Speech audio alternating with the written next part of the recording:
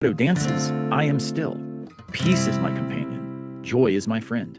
The campfire, the stars, the slight breeze, the taste of the hot chocolate, and the dancing shadows are, in themselves, enough. Here I am. Why waste time wanting to be somewhere else? Join me by the campfire. Hello, everybody. I am Aaron Simmons, and this is another episode of Campfire Philosophy with J. Aaron Simmons. Thank you all so much for joining us here by the campfire. I've got some more stuff here. There's some hot dogs left over from a little while ago, so cannot wait for you guys to hang out with us tonight.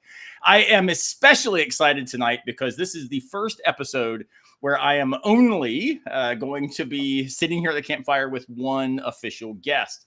And that's a big deal. So every other episode, we've had a variety of folks with us, all amazing, all top tier scholars doing wonderful, wonderful work. It's been an honor to be with all of them. But tonight I have called in some deep favors with my friend, Tim Whitaker. And I was like, bro, yes. We're going to do an episode with just me and you. Yes. And, AKA a text on a Friday. Yo, man, you want to come on the show Monday night? Okay, bro. Sounds good. Behind the curtain, not only are there no wizards, there's barely any planning. I feel, dude, that's my life. Like today, I post videos or podcasts now 3 times a week: Monday, Wednesday, Friday. Oh my gosh! And I don't ask why I said yes to that, but and Wednesday is always kind of like a response concept. So I'm responding to something. Well, I really had nothing at all. I'm like, we'll just skip a week. And then last night I see this guy's video. And I'm like, that's the video. So I spend all day today making the video, trying to edit it ready for tomorrow so I can post it for Wednesday. There's no plan. Right. The content is it's not months out. It's just, this is a good video. I got to record it. That's right. Well, I get it. I mean, the plan was, I was originally wanting to get you on an episode about Christian nationalism, which is still in the works. I'm working with Mike Austin, who has an amazing book coming out about Christian nationalism. Going to have some amazing guests. So that one's coming. But last week and the week before, we've been talking very, very intentionally about democracy, about political philosophy, about how public intellectuals can speak into those spaces and especially can bring a kind of heightened awareness of civil discourse and what that involves when it comes to like argumentative engagement, right? And in doing that, I thought, well, shoot, I want to do an episode after those 2 weeks on democracy and, the sky is falling kind of debates, where we're able to think about something that is certainly not removed from those questions, but invites us to think about a little bit different space. And that's this idea of deconstruction. And so inviting you to think with me about deconstruction was my attempt to offer a kind of very, very substantive palate cleanser to the idea of, democracy and civil discourse. Now let's actually spend a little bit thinking about God and who we are and how that affects the way that we then relate to each other, right? And so that was the hope. That's why I've shifted you from a group chat about nationalism to a one-on-one conversation about what do we even mean by deconstruction? What is this stuff? And so, man, so stoked to have you. So why did you invite me on for these questions when you're the philosopher and I am the some college person? Like, help me understand. I mean, dude, I literally have a Jacques Derrida book here. Oh, here, look, I have this one. This is Deconstruction in a Nutshell, a conversation with Jacques Derrida, edited with commentary by John D. Caputo. I got 15 pages into the intro. I'm like, this guy's intro is like 75 pages. I can only understand some of it, like a hauntology. I'm like, okay, hauntology. Hauntology. Okay, exactly. And then I'm like, well, I guess I'm a loser because I don't understand any of this. So I'm out. Yes, let's talk about deconstruction by the guy who has no clue. No, man. So it actually turns out those of you who, Tim needs no introduction to hundreds and hundreds of thousands of people who are part of his movement called the New Evangelicals. Too kind. I have been unbelievably honored to be on his podcast, the New Evangelicals.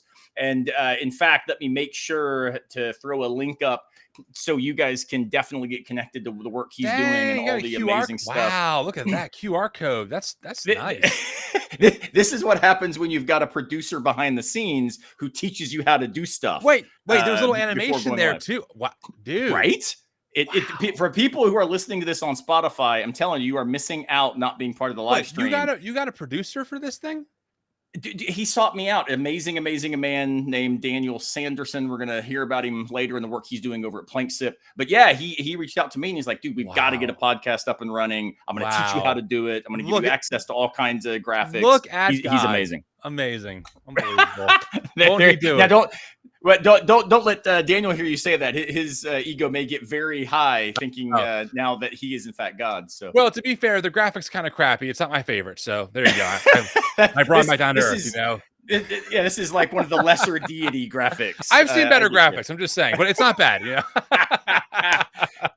No, so the work you're doing at New Evangelicals, I mean, I got familiar with your work probably 3 years ago. And it was actually fairly recently after you got it started. Yeah. And our mutual friend, Trip Fuller, who, of course, has done for years and years and years homebrewed Christianity, working in a space that in some ways didn't exist when he was working in it, right? So originally his stuff was, what happens if we talk about philosophy of religion in kind of broad sweeping ways and invite cool guests on and open conversations about things that maybe we don't get to talk about in churches.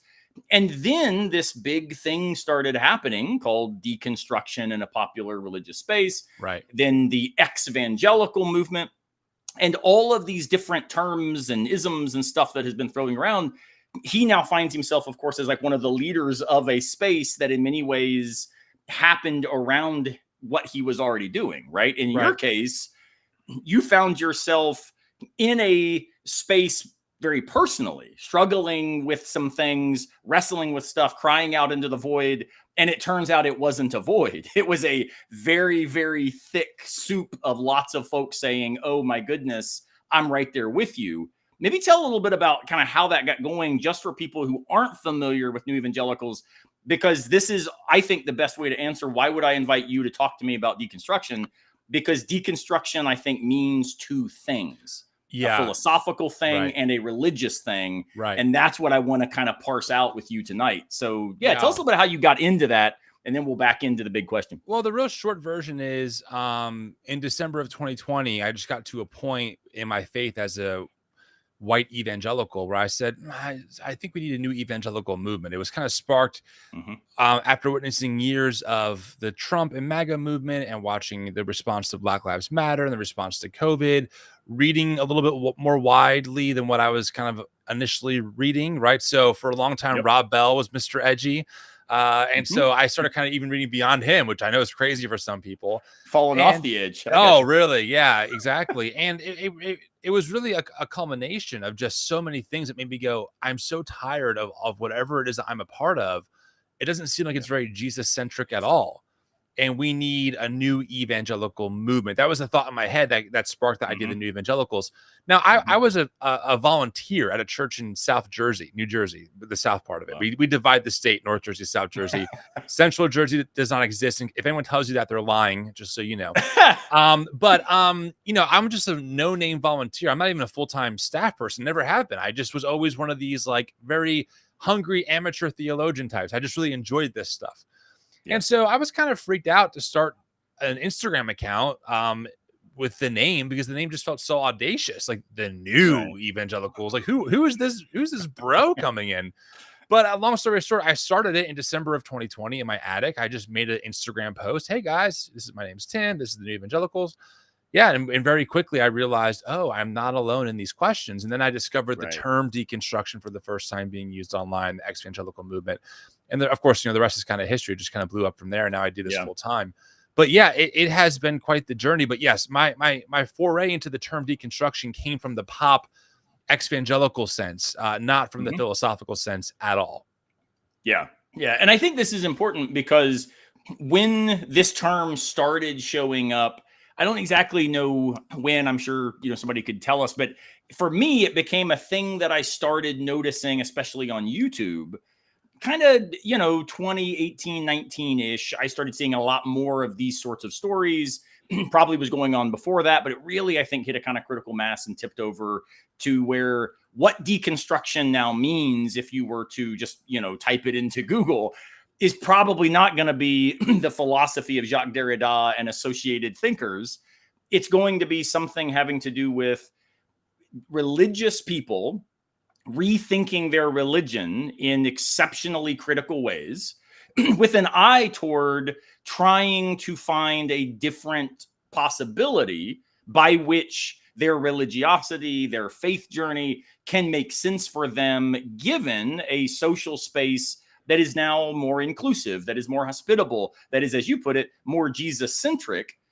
Because part of, I think, what started happening was a frustration with, well, if this is what Christianity looks like, that's not something I find very compelling. And so the deconstruction is a move away from the less compelling stories that they had been taught toward something that might be a renewed religious engagement. Does that sound right? Or how would you frame it? I think just putting it simply, it was a moment where people said, I need to re-examine beliefs that I held as unmovable religiously.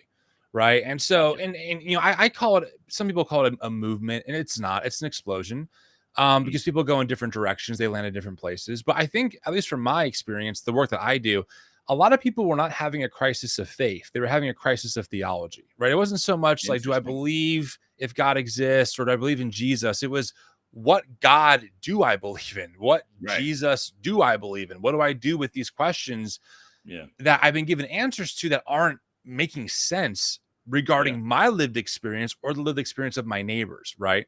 And so I think a lot of people just saw the term deconstruction as a really easy way of kind of encompassing, like, yeah, like, I am really tearing down some old beliefs and replacing them with potentially some new ones. I don't know what they are yet, but I need permission to do this. And people picked up, I think, on that term, and they all kind of found each other online.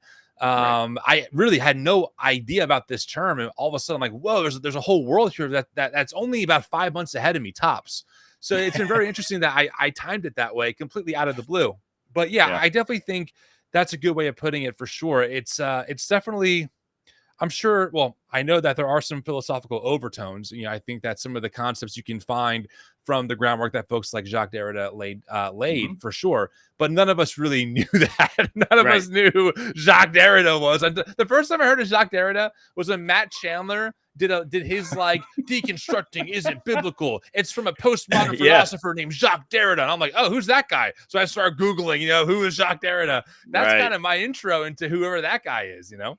Well, and it's weird because when I started hearing the term show up in this popular sense, and for our purposes, let's just refer to that as religious deconstruction as opposed to philosophical, right? Just to give us some ease of terms.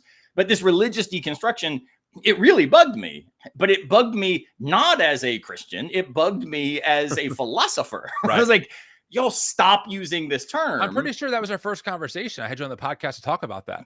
I think that's right. And it's tricky because there has been, and this is, I think, some of the stuff that maybe some of the kind of intellectual figures associated with religious deconstruction are certainly trained in philosophical movements, and they can kind of parse some of this, but I don't think that it's percolated down in a kind of mass awareness way.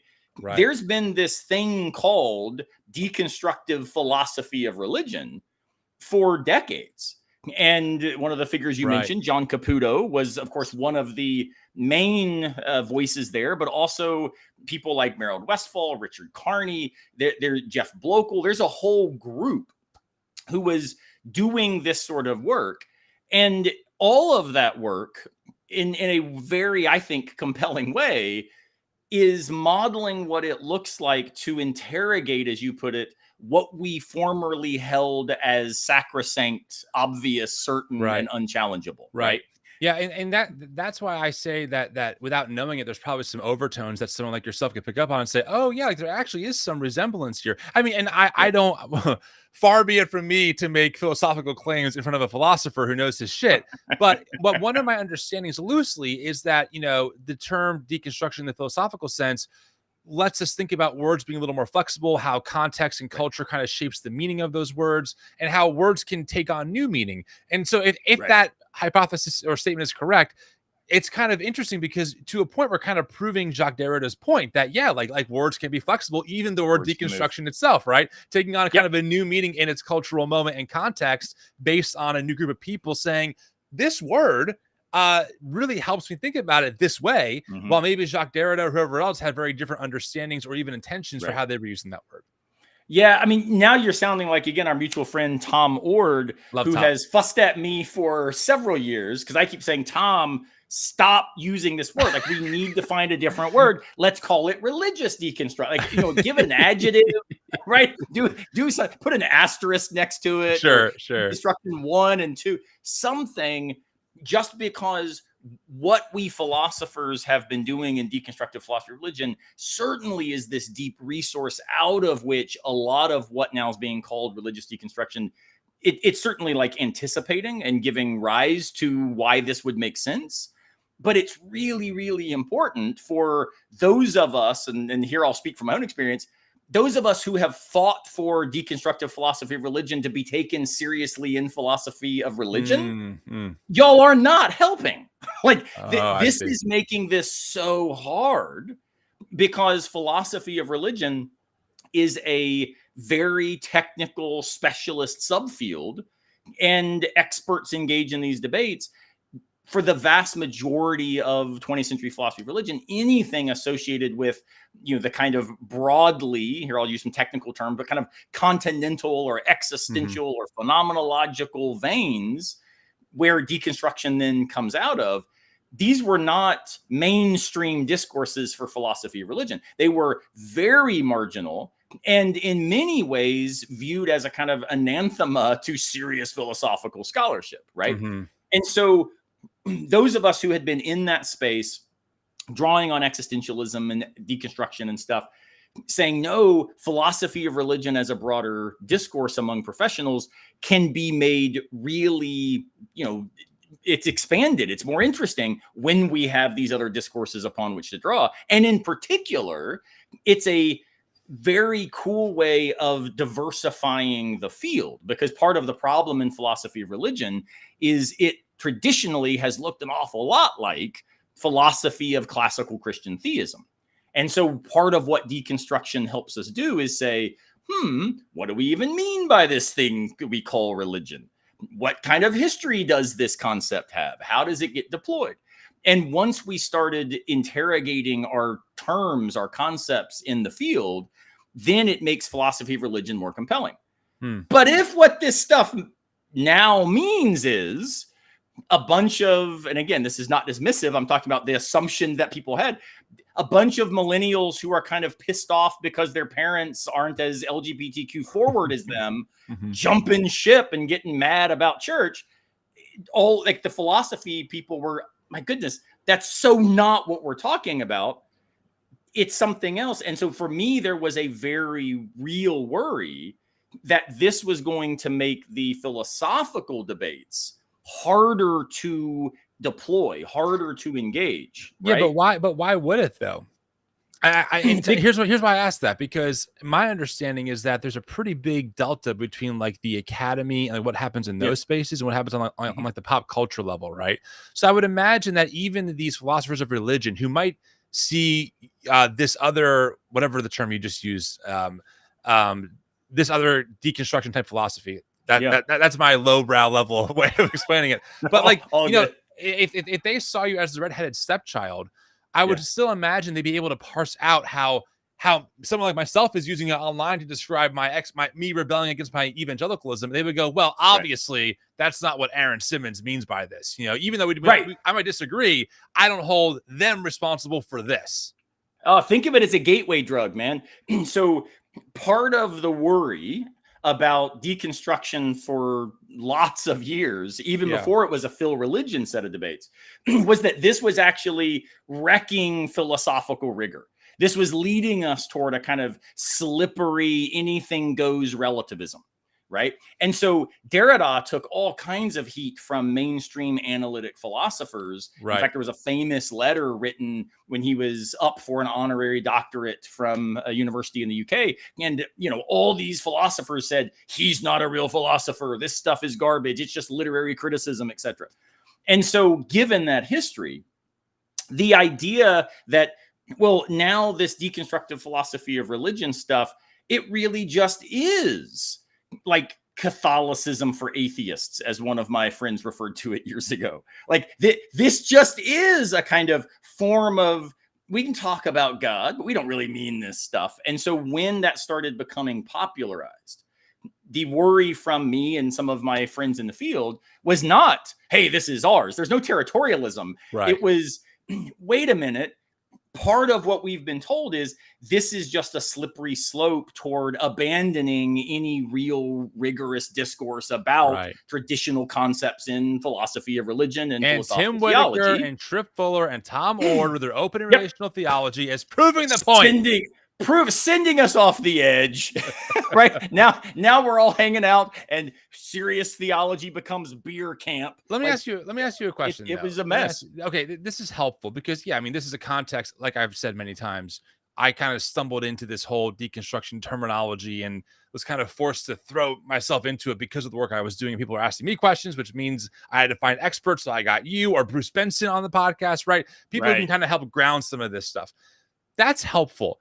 One of my questions, though, is, give me a second to kind of parse this out so I can really express it. Good. But this mode of philosophy aside, like, let's just toss it out for just 1 second. There is a human tradition, let alone religious tradition, of people changing beliefs about religion and how we understand God based on new and relevant information. I mean, Martin Luther is the easiest one, right? I mean, Protestant reformer. Pretty much is like, the Catholic Church is the anathema here. And back to the Bible, sola scriptura. Not a huge fan of James and Revelation, but I guess we'll keep it in. Has this whole new kind of way of thinking about God that sets the stage for a lot of what even we're doing now today, right? I don't think that Martin Luther had deconstruction or Jacques Derrida or whatever kind of philosophy that we're talking about today in his mind, but he still rethought and renegotiated, we could say, his relationship to his faith tradition and kind of birthed something entirely new out of it, right? So while I understand, I guess to a degree, the critique by some of these more, stoic mainline philosophers, I guess we can say, at the same time, like, humans and humanity and human history does move by philosophy, right? Like the previous tradition of philosophers have shaped how we think about even philosophy today. So why would they be scared or nervous or feel like we can't do this with a new mode of philosophy when that's just kind of how humanity has been with these kinds of thoughts? Yeah. So think of it, and I forgot to mention this earlier. Everyone who's watching, drop comments in whatever live stream channel and platform you are on. Yeah. We'd love to incorporate your comments, your thoughts, what we're up to here. Are you live streaming this on YouTube? Yes, this is live streaming on YouTube. Okay, listen, YouTube people, you need to like this video. Here's how this works. Okay, let me give you some creator backend. If you like a video as you're watching it, it tells YouTube, oh, this person likes this video. And YouTube will then push that video out organically to more people. So the more likes the video gets, the more it helps that creator's content get out there. And frankly, it's not every day you come across a philosopher that is the caliber of Aaron Simmons. So I'm just saying, the fact that he's doing this stuff accessible to many people makes pushing his content out there. So move your little hand and hit the like button. You can do it. It's totally free. It costs you nothing, but make sure you do it. There you go. Thank you. And I should note for everybody listening, not finding a philosopher of my caliber can be heard in lots of ways. So that might have been Tim's nuanced shade, shall we say. But no, I appreciate it. Yes, do like, would love to invite everybody to be part of this community. And part of what I think so important here is, your question is, look, hasn't philosophy always progressed? It's always rethought where it was. Yeah. And in one sense, of course, Aristotle critiques Plato, who critiques Socrates. And this very trajectory is part of what gives rise to why Alfred North Whitehead could say of Western philosophy, it's just a long series of footnotes to Plato, right? The worry about, well, why is this any different? Like, why that maybe misses something important is, notice what starts happening, especially in the late 19th century and early 20th century in the philosophical tradition, primarily we're talking about here in the Western context. A lot of, shall we say, interrogations of the assumptions of the authority structures by which the discourse of philosophy had traditionally been conducted. So it's not just that we are asking questions about what somebody else had said, they start asking questions about the very categories and concepts and authorities by which the conversation had been occurring. Right. So you start getting Nietzsche saying, what do we even mean by this God business? Maybe God is dead. You get Kierkegaard coming in saying, shoot, maybe faith is actually radical subjective investment. You have people like Freud show up and say, it might be the case that our conscious mind and our very sense of self is radically undermined by what is repressed underneath the surface of our, cognition. And this continues. We get people from Ricoeur to Gadamer saying hermeneutics is a complicated thing. What do we even mean by this? And then, of course, it expands out in, I think, productive ways, but French feminism, queer theory, critical race theory, all these different discourses show up, not saying we disagree with your claim that P or X. It's we're not sure that the structure by which P or X can even be articulated holds up. And those critical interrogations are the problem. Right? I get that. And what's the problem? What's the problem with that? I mean, again, like, what is this one of these, like, the Western civilization's been based upon these people and we can't undermine these core foundations? I don't know. I'm not the expert here. I'm just struggling with the idea of what is wrong with checking our assumptions. I mean, I think, for example, critical race theory, one of the beautiful gifts it's given us is being able to see past just what's on the letter of the law, but how racism and systemic racism is still manifest in different places, right? And how it impacts through law, but also through culture and other things, and how it continues on. I guess I'm just struggling with, what are these people so afraid of by someone asking about the nature of P or X, so to speak, instead of just doing the footnote thing to Aristotle? Is that who you said it was? I don't know. I don't read Plato. these guys. But Plato.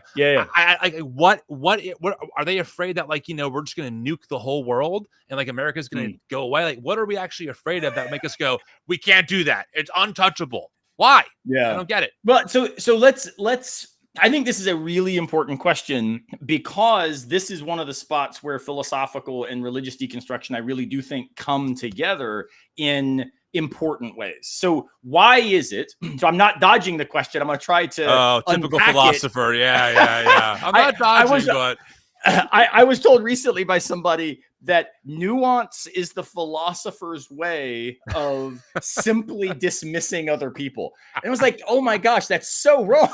No, I'm a big nuance guy. Go for it. I'm fine with that. But so let me ask you this. So in the attempt to unpack why is the death of God, the rise of psychoanalysis, the rise of critical theory, like, why are these things so concerning to a discourse that has built its history on the stability of a few things like truth, reason, objectivity, selfhood, right?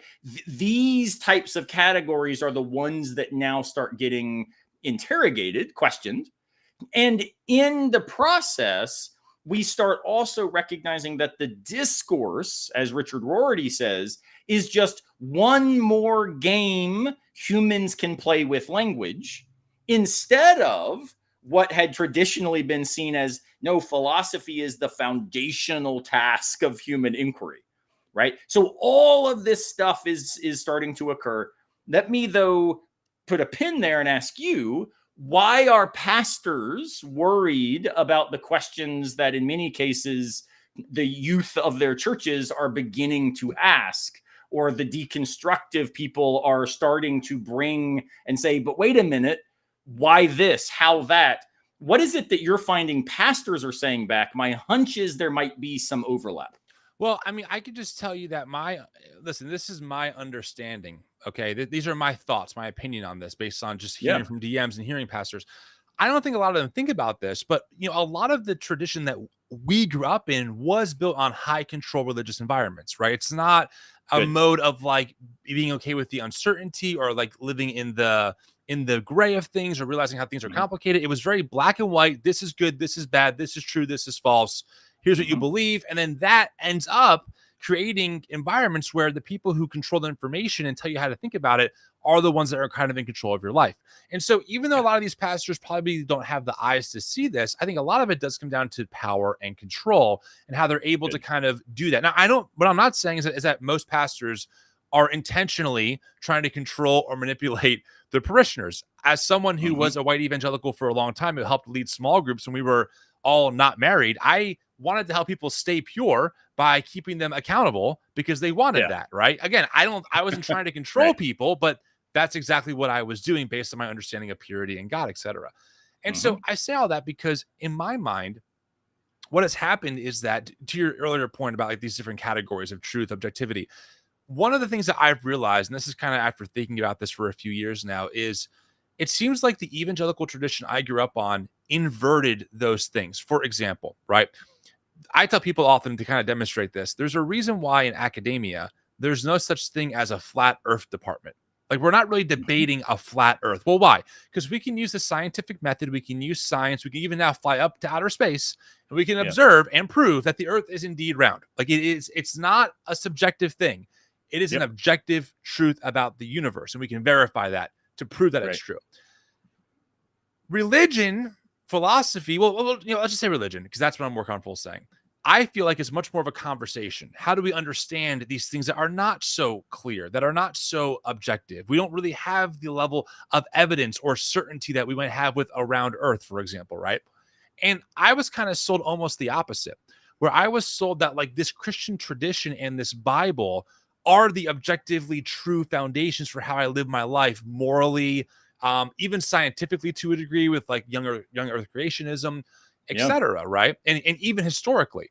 And that I really couldn't trust what the world's logic was. Like, I really couldn't watch a whole lot of Bill Nye the Science Guy. Whenever someone said that the Earth was formed over billions of years old, I couldn't watch that. I couldn't watch Captain Planet because Mother Nature. Yeah. I'm not saying my parents were bad people. I'm not saying that at all. I'm just saying these categories were flipped for me, right? And I think I'm looking at this and I'm going, I understand why people would be like, well, what is objectivity or what is even truth, given how it was presented, it was presented to me, and how I found out that the truth of that was that their truth was actually not very true at all, or at least highly subjective, right? And case in point, just to prove this, Sean McDowell, he's an evangelical apologist. Okay, I've talked to him before on the podcast. He's very nice, very cordial.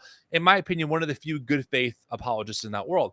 And I asked him flat out, can we objectively prove that the resurrection happened? Yeah. He says, no, we can't do that. I go, okay, thank you. Then why was it sold to me like it was? Why was it sold to me like it was? When even you, an evangelical apologist, does not like using that level of category, right? Now, he might say, to what degree of certainty? I'm all about measurements of certainty. That's fine. But I was not told about the resurrection in terms of degrees of certainty. It was either liar, lord, or lunatic, bro. All in or all out. So does that kind of give context why, to me, on the outside, when I hear you say those things, I'm like, yeah, why would we not want to interrogate those things? Like, I'm all about rethinking the foundations that have given us these categories, because in my experience, I found them very lacking with how they were presented to me as a Christian. Yeah, no, it makes tons of sense. And I think you're hitting on what I would say as two different strands that we could kind of pull at, right? And this is back to the philosophical debates, but I really do think that they mirror what's going on in the power structures of the religious, establishment, right? On the one hand, your account that ultimately the reason, pastors or, those with authority in the churches might be very resistant to this thing called deconstruction is because, as you say, it's a threat to a kind of control model. Right. And that's exactly right. And this, by the way, certainly want to make sure that I mention it as we go. One of the books that I think has recently been published that better than anything else I've read shows us how that control model functions as a kind of authoritative notion of God that then plays out to we might say sympathy toward more authoritarian political commitments is our mutual friend John Sanders' book, Embracing Prodigals. So for anybody, I figured that our conversation was going to hit on some of these topics. Please go check out John Sanders' new book, Embracing Prodigals, because what he talks about is this idea that, look, when we want to control, Think about this like in terms of parenting. If we want to control our kids such that obedience becomes the maximal model of their loyalty to our self-righteousness, right?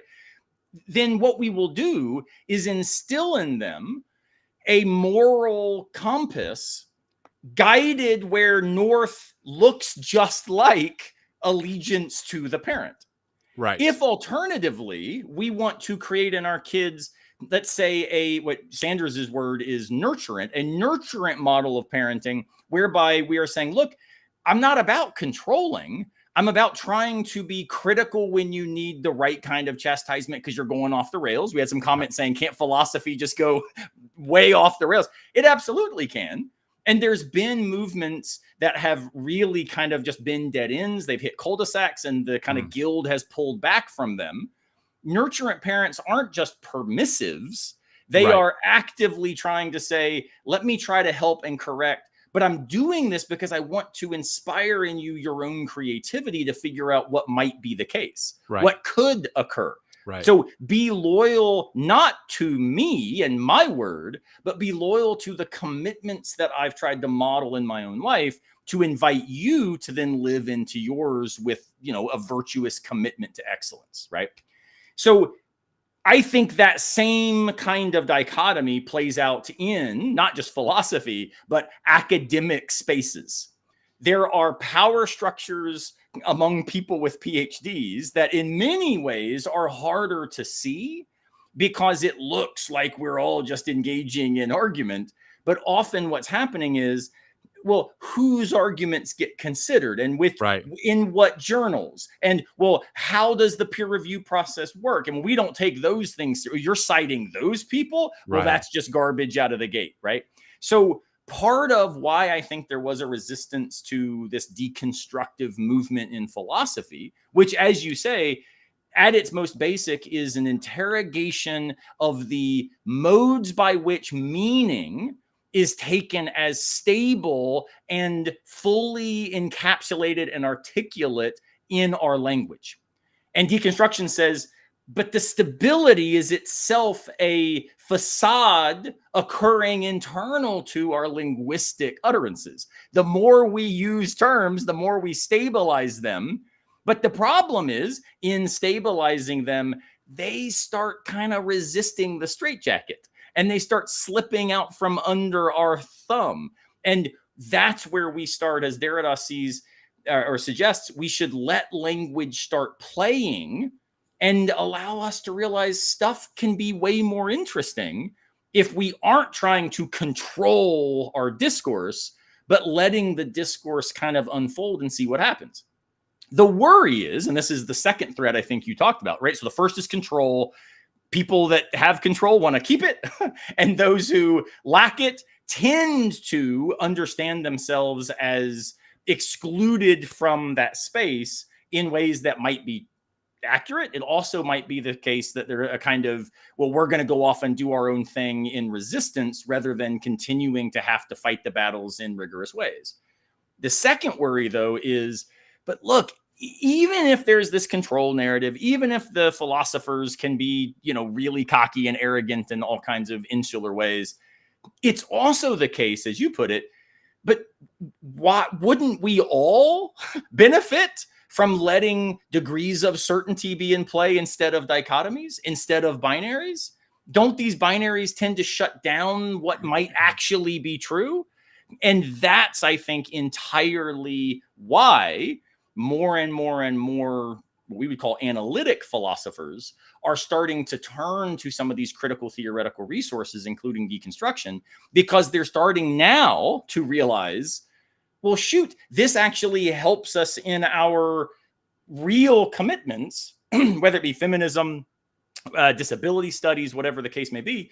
We can be better at this when we recognize that our own discourse may have closed down the possibilities from the outset.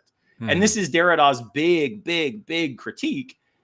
When we break meaning, the world, the real, into a binary, that binary will now itself start undermining the stability of all the work we're trying to do in light of that binary. it just doesn't hold up real well. And so it's kind of like if, a mundane example, you and I say, oh, well, do you like music or do you like country?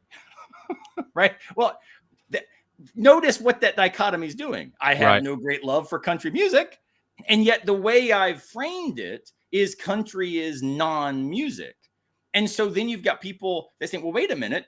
No, I love country, but then it forces them to be a music hater. Like when we start dichotomizing the categories, we eliminate the play that actually happens when people talk to each other and realize that their own experience may not be the only possibility in play. And that's, I think, something that's happening religiously among millions of folk and has happened for decades in the philosophical guild as well. Well, and it feels like when you combine that with the awakening many of us are having, that, our current American structure came from somewhere, privileged some voices at the expense of others, which voices get to set the cultural norms, and which voices don't, which bodies are seen as exotic, which hairstyle is seen as unique, right, compared to what's normal. You can see the connection of like how all these things start ripping off of each other, where you go, well, wait, like if things are not as binary and there are power structures, which is, I mean, to a degree, it's just a human condition that we've always had. But if some people do set the rules for others, that means that some bodies are seen as normal in a culture versus ones that aren't. So in our cultural context, who's setting those rules and who's benefiting and who's not benefiting, right? And then you start asking those questions, which I think are very fair and reasonable, and then you get called a Marxist. You're like, wait, a Marxist? I'm just asking. I don't have any conclusion yet. I'm just asking the question. And I advocate for a more equitable world, especially given the fact that in the American context, we are, just a few decades beyond not only race-based chattel slavery being allowed and being normalized, but also segregation being legal, right? And so we just are a few decades beyond making those things illegal, let alone doing the deep systemic dive of how those processes and systems set our country up to really put some people ahead and keep some people behind, especially when we start looking at things like the average white family wealth amount versus the wealth gap compared to black families, right? You can see it's a massive number. I mean, I think it's like $28,000 for the average black family compared to like $100,000 or more for the average white family. And then what happens is, in my context, here's the solution you're given. Oh, well, you see, Tim, some people work harder than others, right? Some people just like to be lazy. They just don't work as hard as those other people. But then what happens is when you get in front of, or you listen to actual historians, people who know their shit, you go, wait a second, that's actually racist. Like, because like that's not it at all. That's not at all. That's not what's going on at all here. So I'm a little off the beaten path, but just to bring it back, no, this is great. I'm just saying, like this idea, this way of thinking, it starts to really pull a lot of the threads of maybe like the Matrix, we can say, of what you thought was normal and just always there. But weren't able to see what was animating all of this and who was benefiting versus who was not. That's right. Well, so I, during COVID, did a YouTube video where I was cribbing off of Slayer. They have that great song "Disciple," where the some of our listeners might know this, but the chorus of which just says "God hates us all." And I used that phrase, but flipped it and said maybe God hates normal. And part of what I was trying to do is make this deconstructive point that you're doing such a good job of illustrating. It's not just the case that we can fall into the binary of, oh, well, there's lazy and there's hard workers. Well, that, of course, is true in some ways and not true in others. But it's also the case that there were redlining policies that were underwriting. There was the, Cross Bronx Expressway that created the South Bronx in a particular the Tulsa sense. Race Massacre. Black Wall Street was torched. A lot of things. Long-standing realities. And so part of what that then does is says, what happens, and this is something I think that's really important for religious and philosophical deconstruction, is what work is the term God doing for us? Exactly. And part of what I think is so cool about this idea that maybe God hates normal is, well, typically we find ourselves, and those of us like you and I who grew up in predominantly white evangelical contexts, for what it's worth, and I have been public about this, I do not consider myself having deconstructed religiously, but not because I haven't rethought and recontextualized and interrogated these beliefs, but because that was something I was doing like while writing books of philosophy. It wasn't something that I did in a like I'm wrestling with my faith and trying to figure out what's on the other side of it. And so I take too seriously that lots of folks have had that as an experiential fact for me to act like that also has been my experience. It's just different for me. Well, can I also add here, this is actually a really important point. So yes, the God card comes in here, and I'm actually reading a great book by Scott Coley. He's also a philosopher. He's wonderful. He wrote a book called Ministers of Propaganda. I highly recommend it. Nice. He talks about the term legitimizing narratives. Ever heard of that term before? A legitimizing narrative? Yeah. So he talks about how right-wing, especially like conservative evangelicals, have created these legitimizing narratives, and they use God to kind of justify these narratives, right? And as I'm reading his book, and he's kind of exposing the history of just like all the things, racism and all that stuff, I'm like, oh, like yes, these narratives are created about how society should work. Those society gets made in that image. The result is some people are at the top, some are at the bottom, and thus the cycle is complete. Look, there's the proof. And the example he uses is the very classic, deeply racist view that Black people were born inferior to white people. And so these narratives create society where these inequalities exist, redlining, all kinds of things like that, right? And then people point and say, look, there's proof. There's proof of this, because the legitimizing narrative is the basis which the truth is based off of, right? And so go back to our context. Like, I'm not talking about the world. I'm not talking about history. In 2024 America, it turns out, Aaron, that white evangelicalism and Protestantism has a long, deep legacy of forming legitimizing narratives throughout American history that have historically kept some people, mainly folks like them, at the top of the pile, while historically keeping marginalized groups underneath of them. And they've used the God card and the Protestant faith and the inerrant Bible, all that kind of stuff, the curse of Ham. They've created all of these legitimizing narratives that they then sold to people as this is what the Bible clearly teaches.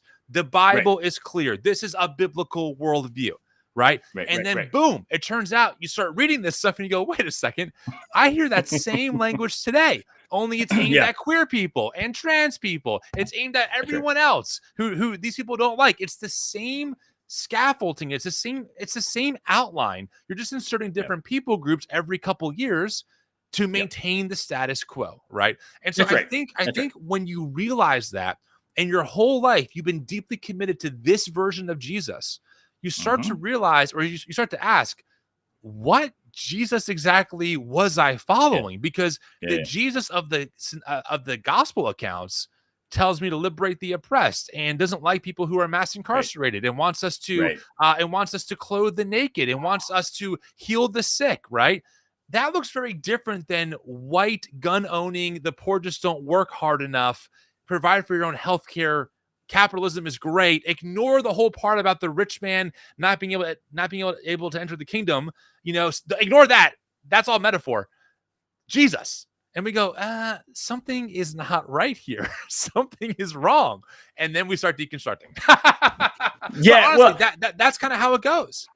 Yeah, well, I mean, but again, notice what you're saying here is so cool. On the one hand, you're suggesting this need to reinforce the status quo is made visible by using God talk, deploying it, in order to stress you use these words are exactly right ones, clarity that comes from an evidential set that is hotly contested, right? By even things like philosophers.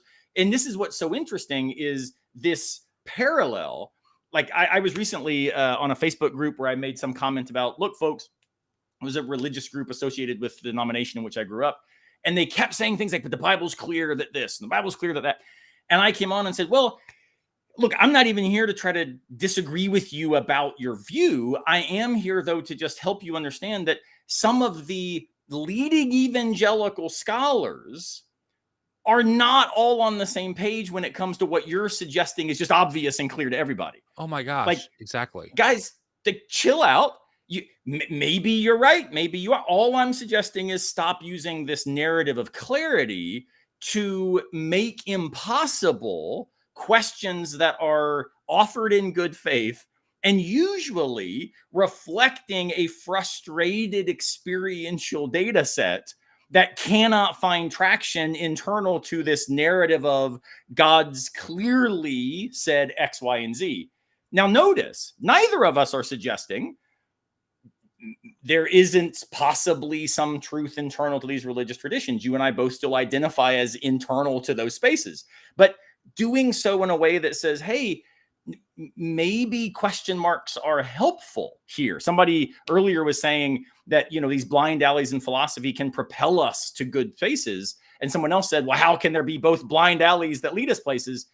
I would want to suggest they don't lead us places if those blind alleys now are where we just set up shop, right? But if the blind alleys are, you're like, oh, shoot, this can't be where we're going to keep going. Right.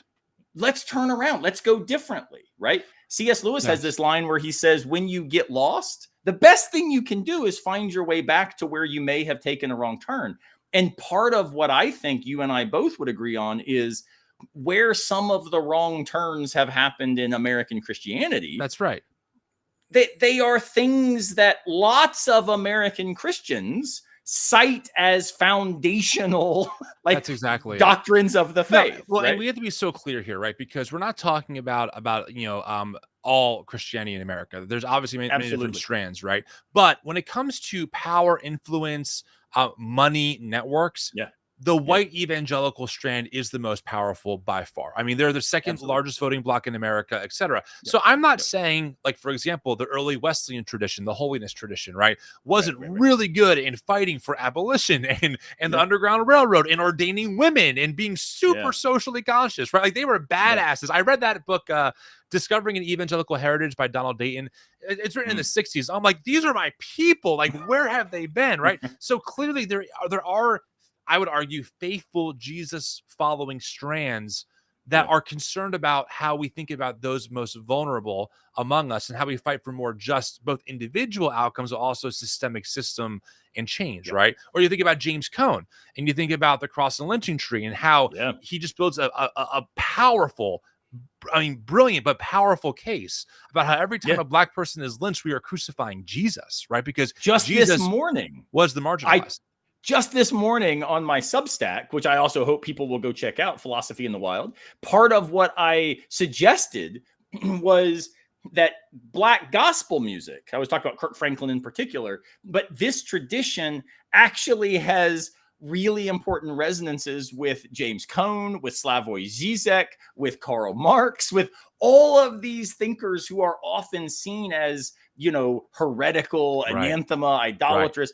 It turns out that all of them were calling for what Kirk Franklin calls for when he says, do you want a revolution? Whoop, whoop. Like that reality is a revolution toward the justice that we hear about in the Minor Prophets, this idea of it rolling down like waters. This is part of the tradition that we're tapping into to challenge where that tradition has recently landed. I literally just interviewed James McGrath on his new book, John the Baptist, Christmaker. It's really powerful. Nice. And James McGrath is like a top tier scholar. He knows his shit.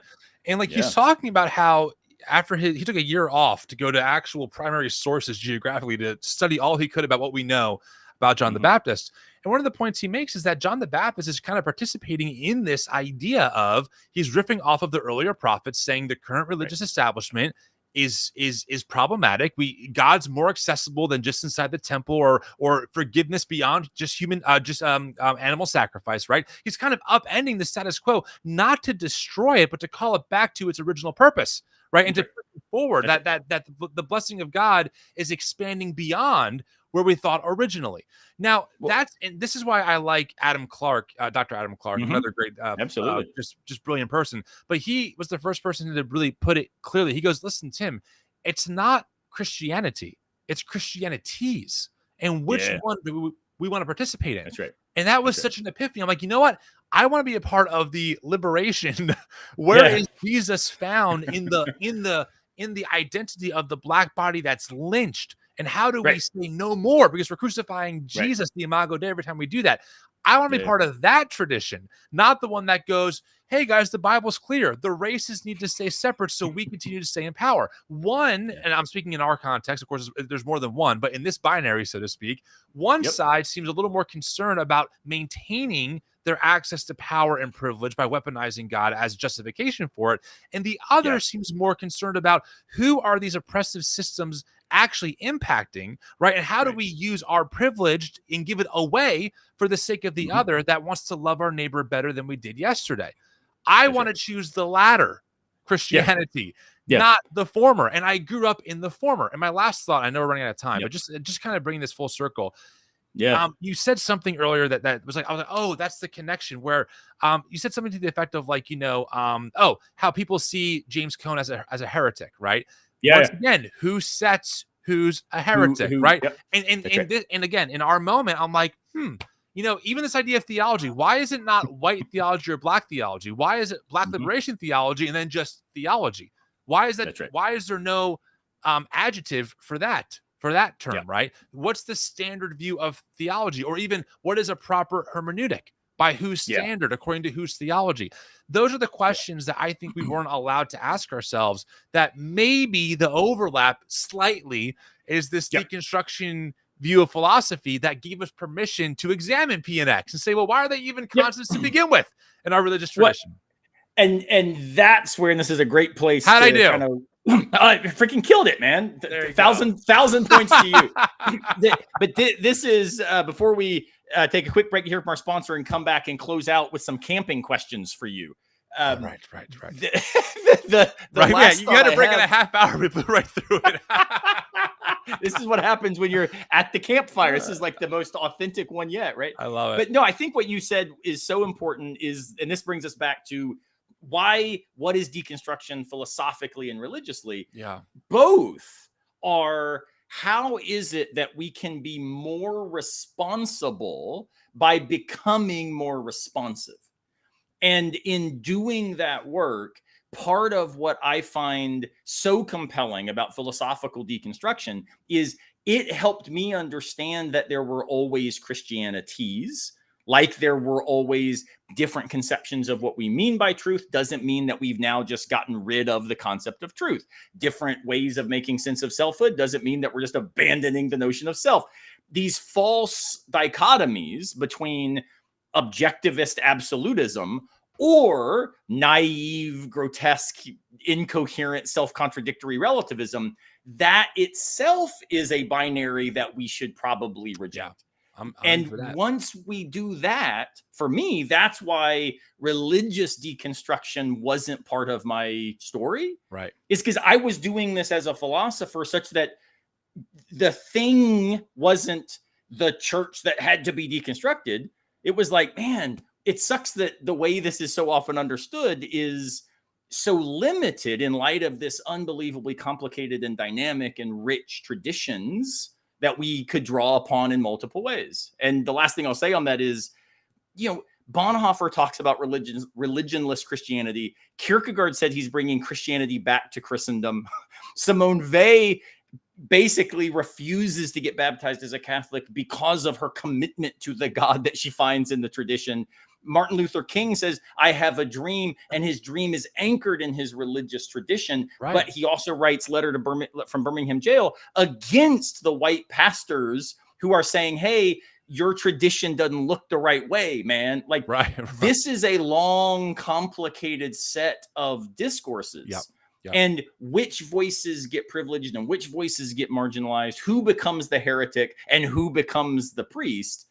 Those are themselves part of what philosophically people like Jacques Derrida help us understand. And then in popular culture, people like you and our buddy Tripp and others have been trying to, I think, rightly help people realize moving away from what you were taught doesn't mean moving away from religion, moving away from the concept of God. Right. It just means recognizing that there are other ways to make sense of these things that you were taught had to be understood this way. And frankly, if people want to leave faith, they're allowed to, right? Obviously, that's that, also entirely right. But for our purpose, it's the same thing. It's like, hey, let's explore the rooms. There's a lot more going on here. It's actually way more beautiful than you ever imagined. So let's go exploring, right? So yeah, I agree. And here I will recommend, though, for what it's worth, book. I've got lots of critique of it. Tom Ord and Trip Fuller recently wrote a book called God After Deconstruction. I think that it is overblown in its commitment to process theology and doesn't allow for enough other relational models. I also think you can't critique your friends online, Aaron. It's bad form. I'm telling you, Trip. I'm going to text Trip and Tom. I'm going to put all three of us in a group chat and blow you up with you in the group chat.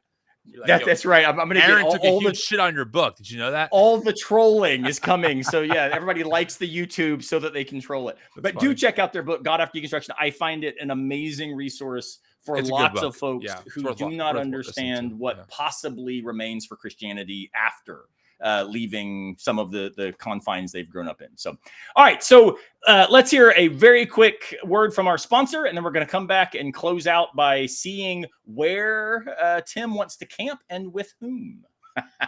We'll be right back. I hope you are enjoying Campfire Philosophy. I would like to take a moment to thank Planksip for sponsoring the show. Daniel Sanderson is the guy behind that media outlet, and he is a fellow lover of philosophy. So if you get a chance, head over to planksip.org. That's PLANKSIP.org. If you sign up for their ideal plan and use the offer code AARON, that's AARON, you will get 50% off for the first 6 months. Free book publishing and lots more. Go check them out. And thanks so much to Daniel and Planksip for sponsoring Campfire Philosophy. Now, back to the show. So yes, definitely want to make sure that we take a minute to thank Planksip, thank Dan for all his work supporting and producing the show. Really, really, really do appreciate it. All right, so we're going to make tonight's show a little bit shorter since there's only two of us. And also, this is one of those conversations that Tim and I recognize whatever we talk about, whether it be Blink-182 or God, the conversations rarely find a kind of logical end point. We just have to say, all right, we're going to stop here. And my wife would come in upset that I didn't get off the phone in an hour. Like dude, I told her, gotta stop screaming. Yeah, exactly. That's right. So we're gonna shut it down here. Maybe we can come back together and do another bonus episode this fall, even after the series of Campfire Philosophy with Aaron Simmons ends. So Aaron, I'm going to help you out here because again, this is a content pro tip for you as an influencer that you are. Friends, if you want to see a bonus episode of me coming back on this show, put it in the YouTube comments. I want more of Tim. And if I get enough of them, I will bring Tim back on the show. See, that's how you do it. You got to drive engagement to people interacting with your social medias and your YouTubes, and that's what gets the engagement. You're welcome. You're welcome for that. It's a freebie. There you go. Drop it in. Let me know you want to see Tim again, and I will make sure to get him back in here. All right, so we are going to close out tonight with our 5 questions and then make sure we can get Tim in so his wife is not mad at him. All right, Tim, 5 questions we always ask to close out our shows. Beach or mountains? Which one? Gosh, indoor air conditioning. So if we could find the mountain lodge that's got some good air conditioning. Yeah, good. I would take that. Okay. I'm not a big beach guy. Sand everywhere, sun everywhere. Okay. Not my thing. So we'll go with mountains, I guess. Mountains with air conditioning. Yes. I like that. While we are by the campfire, of course, in this case, maybe it's like one of these really fancy lodges that has like the outdoor area with the campfire right next to the hot tub. And now I feel your vibe, right? Now you're talking. Exactly. Hot chocolate, hot tea, or coffee? What's your drink of choice by the campfire? Bro, we all know it is 7-Eleven blueberry coffee every time. 4 days. Yummy. Oh my goodness. See, though we've been critiquing binaries, I'm pretty sure that you either like good things or you like 7-Eleven coffee. No. I think that might be the I'm all about binaries. This is superior coffee and nothing else compares. The end. Objective truth stated. So we'll put, as philosophers would say, quod ergo demonstratus, thus it is proved. Mic drop with that claim. I think you just spoke in tongues there, but yeah, sure. That. I'm Pentecostal, brother. Number Number three. When you're drinking your blueberry coffee from 7-Eleven by the fancy campfire with the hot tub and air conditioning, what is your favorite food over the campfire? It can't be s'mores. Oh, I think a fire roasted hot dog, they just taste better, man. Yeah. They just taste, I don't know what it is. Something about the open flame, the char, they just taste top tier. I entirely agree. And it's been now over a decade. My wife and I were vegan for a long time. And then we stopped being vegan. We added chicken and turkey and fish and stuff back in our diet, but didn't go back to pork and beef. And so even turkey dogs are way better over the campfire. So I'm entirely with you. There's some kind of magic going on there. Yeah. Number 4, you and I are both musicians. We are drummers, which means that we're only kind of like musician adjacent. Yeah, right. We're wannabe musicians. Right. Exactly. What do you call somebody who man hangs hit out thing with sticks and make good sound, which works at campfires, right? Totally. I was once, in fact, told by John Caputo that me and my friends that were critical of his work, we were all sitting around the campfire beating our chests and complaining about his views. And I told him, Jack, I think that might not be the best metaphor to use in the response to me. Right. So we kind of massaged it to make it slightly less patronizing, but funny. It was still feisty. So yeah, please know it was still very critical. Maybe I'll get him on and have him critique you publicly. He's such a good friend. Absolutely will lay in traffic for that guy. He's been wonderful to me. But yes, his earliest critique of my work was not just unkind, but it was like throat punching, which is amazing. Okay. Yeah, I to this day am like, man, that guy's such a rock star, such a big fan. All right, number 4, we are musicians-ish. What song do you want played while sitting by the campfire, eating your, charred hot dog, drinking your coffee? The problem is it depends on the mood, right? We obviously have the classic acoustic guitar feel on the campfire. It's all sentimental. Right, but bro, I'm a drummer. I like aggressive. I like fat backbeat. I like punch you in your throat or your gut or somewhere else if you got them. You know what I'm saying? Like, I just punch you hard. Honestly, I can go for anything. I think like some real, like almost like Snarky Puppy instrumental, just like jazz funk fusion. You're just laying into it. Man. But if I'm really feeling it, we'll go full on Dirty Loops, bro. Just put on the Dirty Loops best of and just let them fucking go. Crushing it. Now, here's what's awesome. Tim and I, for everybody listening, in all seriousness, have been talking for a couple years now about the logistics of what it would look like to put on some sort of camping with Kierkegaard, New Evangelicals retreat. That could be fun. And to like end up in the mountains. So can you imagine like everything we're describing being a literal reality? That is also a thing. Drop comments, let us know so that we can. Yay, Aaron, you're doing it. Yes, that's it. You picked up. I'm so bad at self-promotion. All right. So for me tonight, in honor of my New Jersey guest, I'm wearing my Gaslight Anthem t-shirt. And so I would actually listen to some Brian Fallon music. Maybe Too Much Blood on the Page, I think would be a pretty good acoustic jam by the campfire with you. Fair enough. Last question. You could take one philosopher or theologian camping with you, alive or dead. Who do you take to the campsite? It's got to be you. Oh, my goodness. I'm being serious because you know what? One of your gifts, I think, and again, I'm no academic, so maybe I'm wrong, is that you can explain complicated philosophical jargon in layman's terms. I can say, Aaron, make this simple. And here you go. Here, I'll use some common language. Now, it's still complicated. I still am like, whoa, my brain is being twisted, but I can comprehend it. Unlike, and listen, just because I like you, John Caputo, if you're listening, this book, very hard to read for us lay folks. Okay, just letting you know. Deconstruction in a nutshell. It's a big old nutshell. I'm trying, John. I'm really trying to get it. But bro, what are we talking about? But no, for real, I think that, and who knows if this will ever be a reality, but I do think the idea, at least, of, let me just say, I hate camping. I don't camp. Okay.